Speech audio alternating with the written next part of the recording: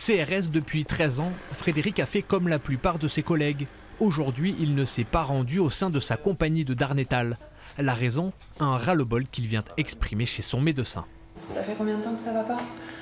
Bon, moi, ça fait depuis quelques mois et ça s'amplifie de plus en plus. N'ayant pas le droit de grève, les CRS ont trouvé cette solution pour peut-être se faire entendre. Un mouvement de protestation mené par les 3 syndicats policiers, Alliance, Unité SGPFO et UNSA Police. Une première dans l'histoire de la compagnie républicaine de sécurité.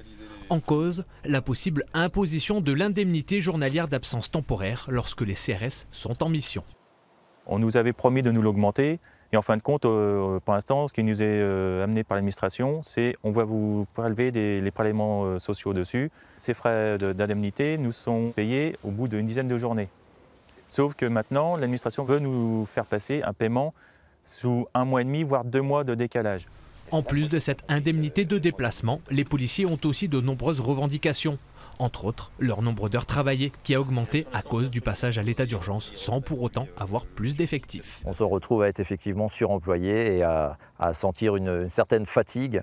De plus, au niveau du matériel, on commence à avoir des véhicules qui sont très âgés, qui vont devenir limite dangereux. Au total, près de 2000 CRS se sont fait porter malades aujourd'hui en France. Ils attendent beaucoup de la rencontre prévue demain matin avec le ministre de l'Intérieur Gérard Collomb et se disent prêts à poursuivre leur mouvement.